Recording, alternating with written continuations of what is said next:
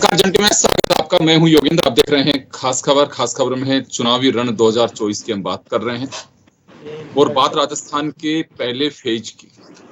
12 seat पर लोकसभा चुनाव के नामांकन का काम एक दिन और महज शेष बचा है और कंप्लीट हो जाएगा, यानी कि बुधवार को। और एक दिन का वक्त बचा है जिसके के अंदर सबको नामांकन करना है जो चुनाव लड़ने के इच्छुक हैं पहले फेज में। अगर हम यूं बात करें तो राजनीतिक दलों की भी अभी तक कई दिग्गज ऐसे हैं जिन्हें नामांकन करना है। बुधवार का दिन और 27 तारीख आखिरी दिन, उसी दिन नामांकन होगा। खैर, जो समय सीमा उसका सभी को ख्याल रखना होता है और उसी दरमियान करना होता है। लेकिन अगर हम बात करें तस्वीर साफ होने की, तो तस्वीर साफ तो नामांकन के बाद जो फाइनल आएगा उसी में होगी। लेकिन हाँ, बीजेपी और कांग्रेस के बीच सीधा मुकाबला कहा जा सकता है इन सीट पर। और बीजेपी ने अपने सभी प्रत्याशियों का या कांग्रेस ने सभी प्रत्याशियों का डिक्लेरेशन कर दिया है कि किसको कहां से चुनाव लड़ना है। 2 सीट कांग्रेस ने गठबंधन के लिए पहले फेज के लिए दी है, नागौर और दूसरी है सीकर।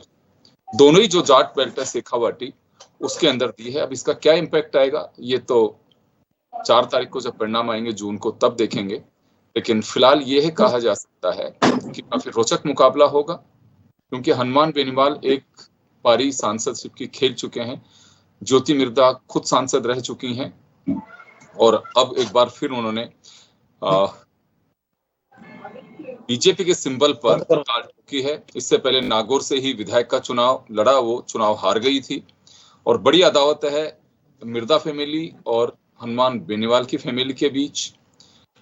तो देखना होगा कि अब क्या कुछ रिजल्ट निकल करके आता है। हनुमान बेनीवाल इस बार केवल खुद जीत पाए, उनके प्रत्याशी जीत नहीं पाए थे। हालांकि प्रत्याशी काफी मैदान में थे।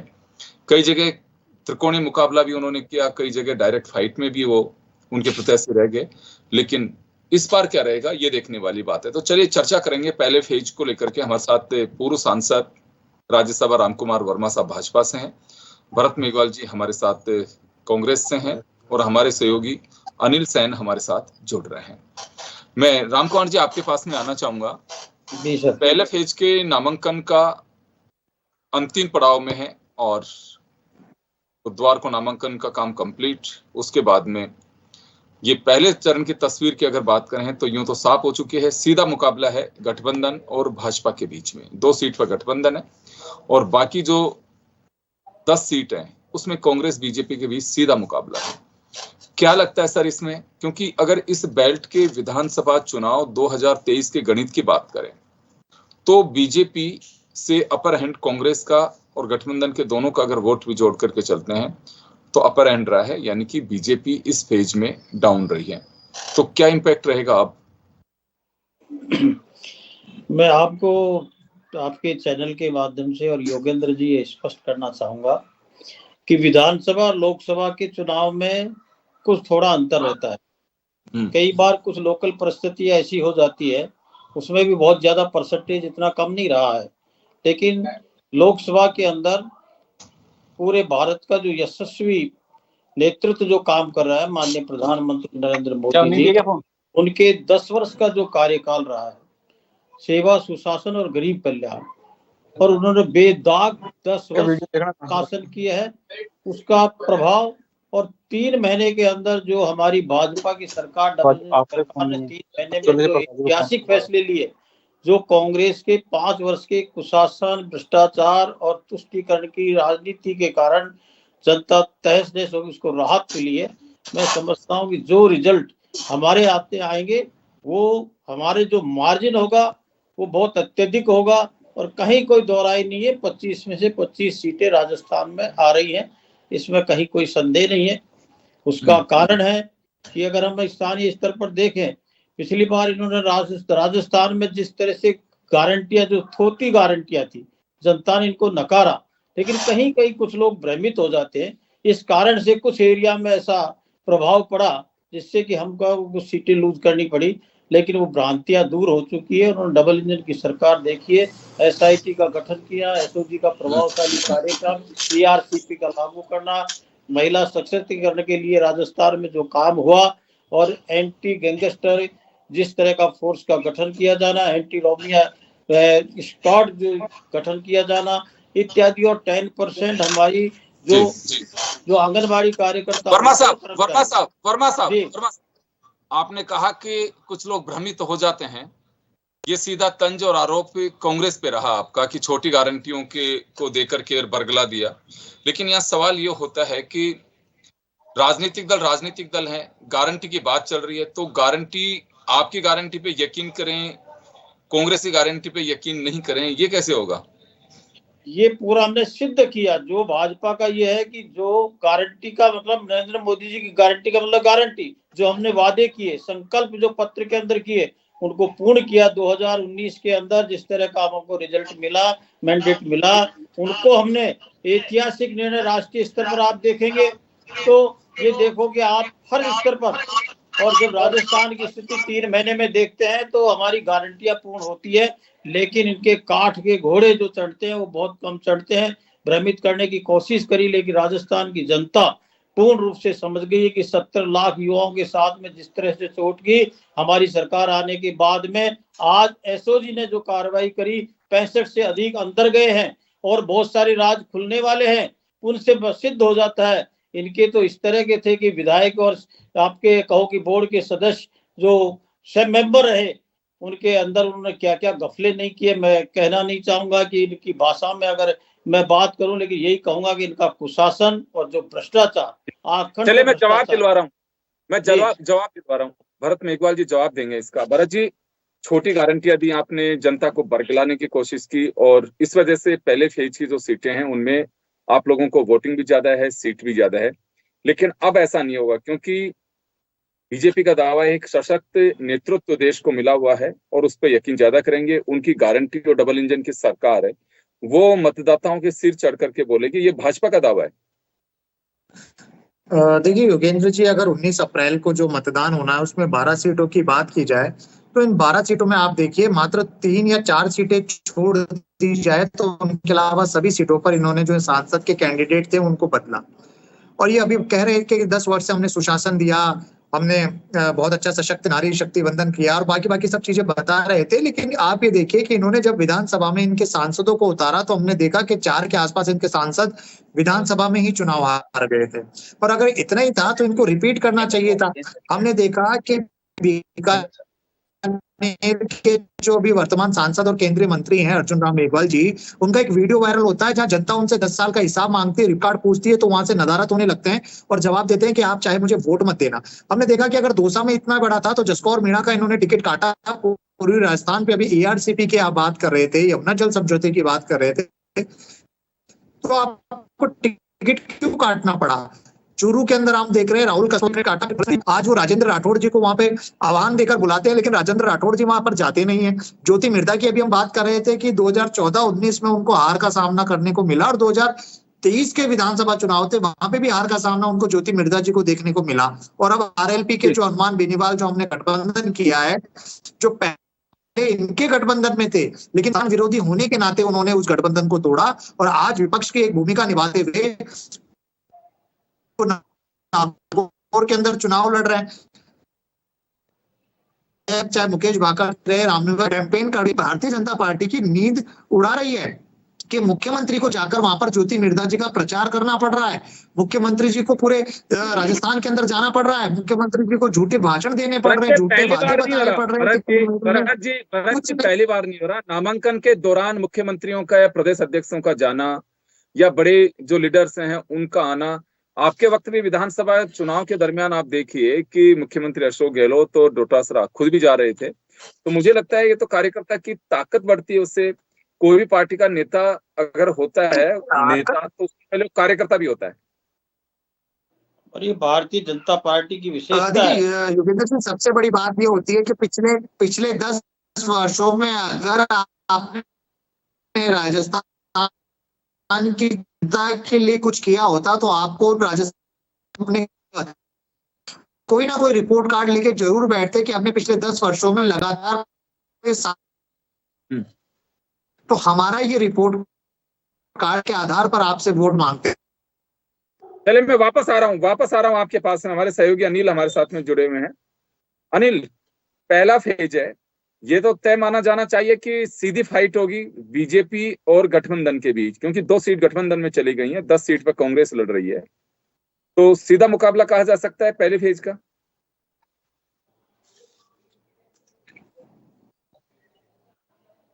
अनिल, मेरी आवाज आ रही है आपको? देखिए बिल्कुल, ये जो मुकाबला है गठबंधन जो कांग्रेस ने किया है, इससे थोड़ा रोचकता इस मुकाबले में यहाँ पर आई है। हमने देखा कि जब टिकट वितरण का समय था और चुनाव का ऐलान हुआ था, तब जो एनालिसिस किया जा रहा था राजनीतिक दलों की ओर से, राजनीतिक विशेषज्ञों की ओर से, तो ये अक्सर चर्चा का विषय था कि क्या बीजेपी इस बार भी राजस्थान से क्लीन स्वीप करके जाएगी कांग्रेस को। लेकिन अब अगर टिकट वितरण के बाद में देखा जाए, हालांकि नतीजों के बाद में स्थिति स्पष्ट होगी, क्या मुद्दे रहते हैं, किस तरह की कैंपेनिंग चलती है।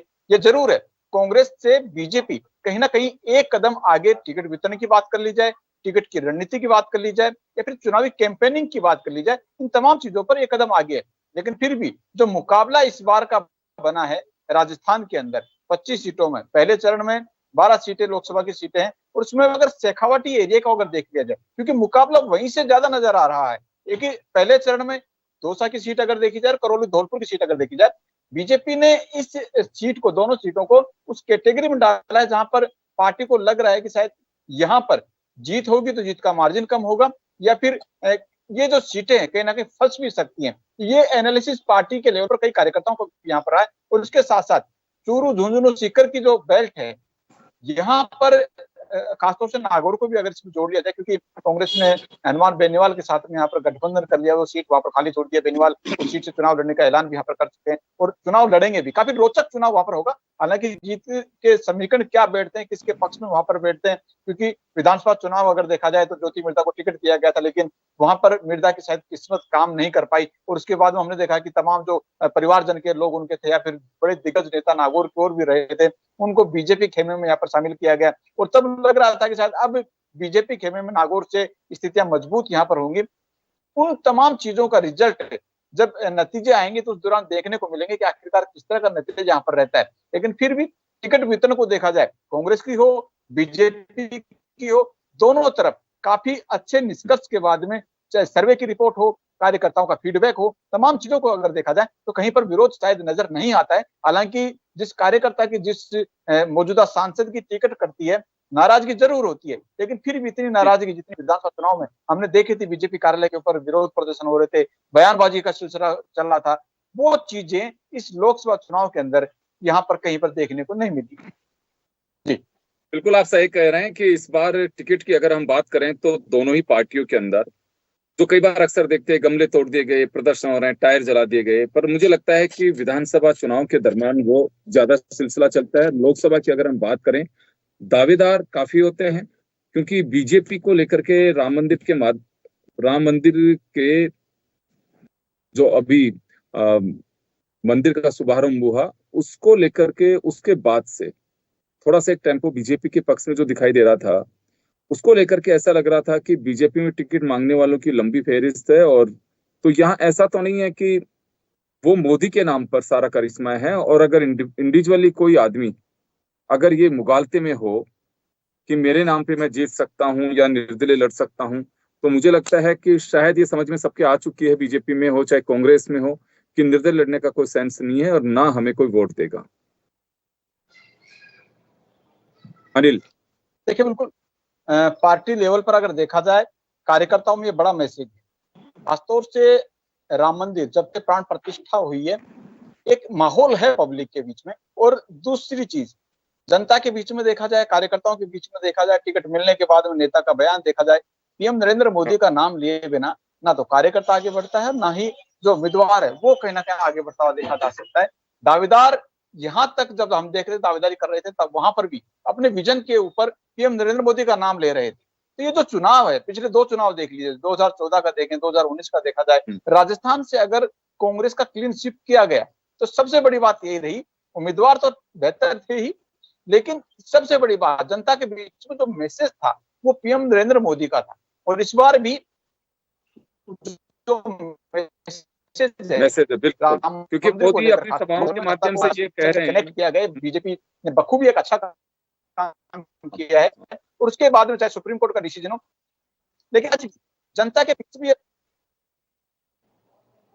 आवाज डिस्टर्ब है। बिल्कुल, जी जी जी बिल्कुल।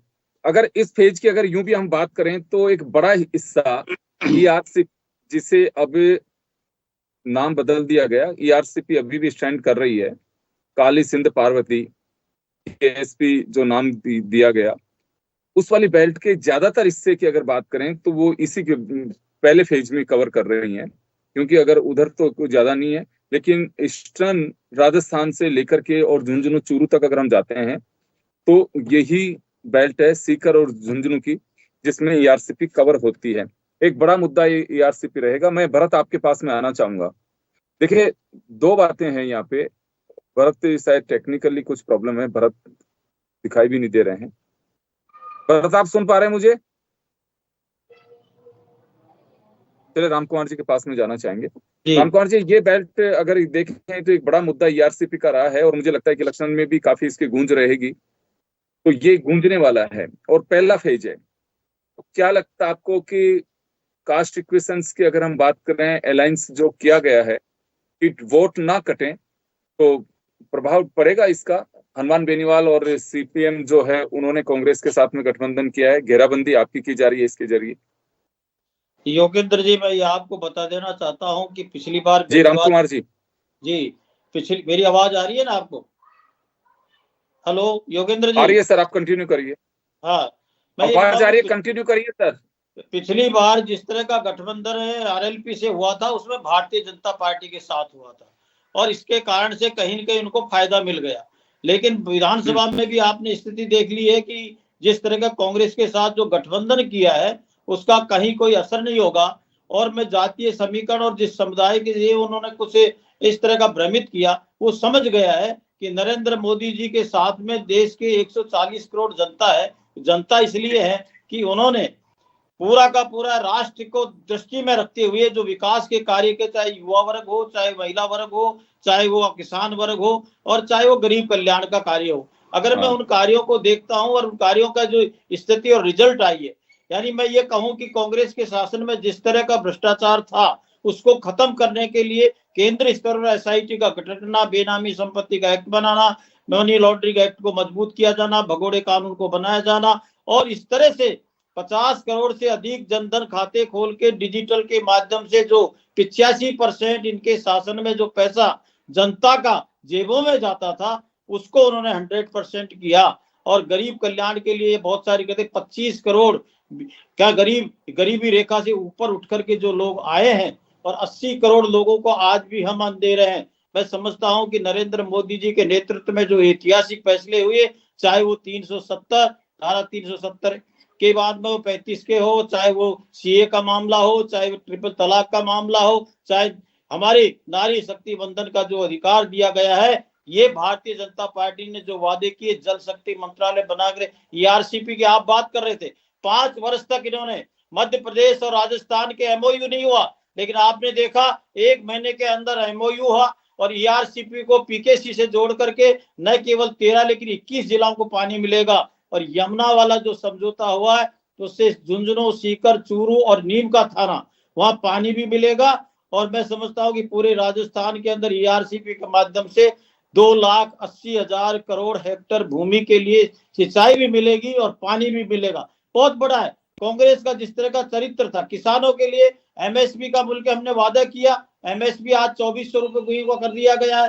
हमने कहा कि सम्मान निधि का, योगेंद्र जी, सम्मान निधि का 8,000 कर दिया गया फेज वाइज। मैं एक बात जानना चाह रहा हूँ राम कुमार जी, एक बात मैं जानना चाह रहा हूँ, तो आपको लगता है कि गठबंधन का कोई असर नहीं होगा? बिल्कुल नहीं होगा। जनता समझ गई कि जिस तरह के इधर उधर के गठबंधन अपने व्यक्तिगत स्वार्थों के लिए करते हैं, उनको जनता नकार देती है और उनका असर नहीं होगा। भरत जी जवाब देंगे इसका, भरत जी जवाब देंगे। भरत जी, 2-3 मुद्दे हैं ईआरसीपी को आप लोगों ने काफी बनाए हैं। पीकेसी जो है पंजाब काली सिंध चंबल, उसका भी बड़ा एक एरिया रहेगा, बेशक उसका उद्गम स्थल सेकंड फेज में होगा, लेकिन इसको जो जोड़ रहे हैं जिन जिलों को, वो पहले फेज में ज्यादा है। और अभी आपने सुना कि केंद्र मैंने पूर्व में और प्रधानमंत्री नरेंद्र मोदी का चेहरा वही काफी है। देखिए, व्यक्तिगत छवि तो इनको कभी रही नहीं। इन्होंने चाहे विधानसभा का चुनाव हो, चाहे नगर निगम का चुनाव हो, ये हमेशा मोदी जी के चेहरे पर ही चुनाव लड़ते हैं। इन्होंने ईआरसीपी काली सिंध की बात की, मैं इनको आज भी चैलेंज करता हूं कि उसको एमओयू को सार्वजनिक करे, ये बताए कि किस तरीके से यमुना जल समझौते और ईआरसी पर बात करते, ये कभी नहीं कर पाएंगे। इन्होंने कहा कि 80 करोड़ लोगों को नाच देते, अगर 25 करोड़ लोग गरीबी रेखा से नीचे हो गए तो 80 करोड़ लोगों को आज भी क्यों नाच दे रहे हो? और कौन सी रिपोर्ट है जनगणना 2011 के बाद आपने करी नहीं? आपके पास आधार क्या है 25 करोड़ लोगों को गरीबी रेखा से बाहर करने का? उस आधार को तो आप सार्वजनिक करिए। गठबंधन की अगर आप बात करते हैं तो एनडीए की क्यों बात करते हैं?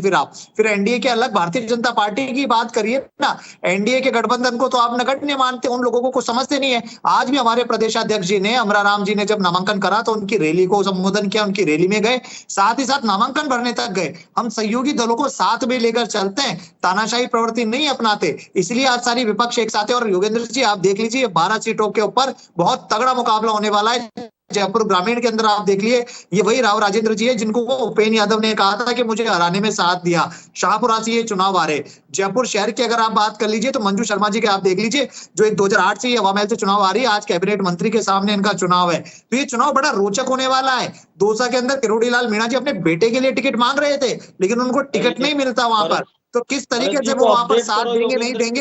आप सीटों के गणित को देखिएगा, चूरू में गए नहीं है राजेंद्र राठौड़ जी, आज वो जीत कर आते बार बार। अपडेट कर रहे हैं भरत जी किरोड़ी लाल जी को लेके आपको कुछ अपडेट कर रहे हैं राम कुमार जी। देखिए भरत जी, पहले तो अपडेट हो आप कि आपको मालूम होना, सब कुछ मालूम है कि मैं ये कहता हूं कि एनडीए क्यों चल रहा है। आपकी आवाज कट रही है सर, आपकी आवाज कट रही है। मेरी आवाज कंटिन्यू करिए। मेरी आवाज, मैं ये कहना था कि एनडीए के गठबंधन माननीय नरेंद्र मोदी के नेतृत्व में, इसलिए कहता हूँ 140 करोड़ की एक्सेप्टेंस है उनके कार्यों से। कह रहे थे आप किरोड़ी लाल जी का कुछ अपडेट। किरोड़ी लाल जी का लिए आप भरत जी डॉक्टर किरोड़ी लाल जी के बेटे की बात कर रहे हो। अरे डॉक्टर किरोड़ी लाल जी तो पूरा समर्पित है भारतीय जनता पार्टी लोगों के लिए। वो न तो बेटे के टिकट मांग रहे थे। ये भारतीय जनता पार्टी है, ये किसी व्यक्ति विशेष पर इस तरह से आधारित नहीं है। आपके पास वापस लौटता हूं, भरत जी के पास तो ये तो अपडेट करना चाहता हूँ। विशेष अपडेट करना चाहते हैं आपके भरत जी। आपकी आवाज कट रही है योगेंद्र जी, आपकी आवाज कट रही है। ये आप, मेरा कहना यह है कि किरोड़ी लाल जी को लेकर के कुछ अपडेट करना चाह रहे थे, लेकिन कोई ऐसी अपडेट आई नहीं है सामने। वही कॉमन बात, बेटा नहीं है उनके साथ। डॉक्टर किरोड़ी लाल जी बेटे का क्या करे? बेटा अरे बिल्कुल, वो कुछ विधायकों को लेकर दिल्ली में डेरा डाले गए थे अपने भाई की टिकट के लिए। बिल्कुल ये सूचना थी कि वो दिल्ली में डेरा डाले गए थे अपने भाई की टिकट के लिए। और आपने देखा कि किरोड़ी लाल मीणा जी जिन्होंने सांसद रहते हुए संघर्ष किया राजस्थान में, उनको राजस्थान में कहाँ चले गए? भाजपा की सरकार बनते हुए कैसे उनको तो मुख्यमंत्री उप मुख्यमंत्री के सपने दिखाए गए। बाद में एक छोटे से विभाग का राज्य मंत्री नहीं मिले, सुनील शर्मा को छोड़ दिया। कहीं वो टीस तो किरोड़ी लाल मीणा जी के मन में है, जिस टीस का वो खामियाजा है तो भारतीय जनता पार्टी को सांसद के चुनाव में देखने को अवश्य मिलेगा। ये जो ईआरसीबी की बात कर रहे हैं, दौसा में खेला होने वाला है। रोकना चाहूंगा कांग्रेस की पार्टी भरत जी रोकना चाह रहा हूँ। रोकना चाह रहा हूँ। अरे भारतीय जनता पार्टी का सामान्य कर्ता होता है वो मुख्यमंत्री बनता है। भारतीय जनता पार्टी का सामान्य कर्ता प्रधानमंत्री बनता है। आपके सिक्रे नहीं, एक परिवार और 2-3 मेंबर के लिए पूरी कांग्रेस को साफ कर दिया आपने। पूरे परिवार को आपने अपने कुनबे में शामिल कर लिया। को लेकर के चर्चा कर नहीं, जब स्वाभिमान और उनका घुटन होने लगा तो आपके लोग, आपके मंत्री भी, आपके विधायक भी। गठबंधन है, 2 सीट पे गठबंधन नागौर और सीकर में, और बाकी सीटें सीधी फाइट में हैं। गठबंधन की सीधी फाइट में होंगी। तो ये इलेक्शन काफी रोमांचक करने वाला इलेक्शन रहेगा। जीत हार क्या होगी वो तो 4 तारीख को जब हम बात कर रहे होंगे तब पता चलेगा। मैं अनिल आप तक नहीं पहुंच पाऊंगा क्योंकि समय हो चुका है। आप सभी का बहुत बहुत शुक्रिया और हमारे 2024 रन में इतना ही। दीजिए इजाजत, नमस्कार।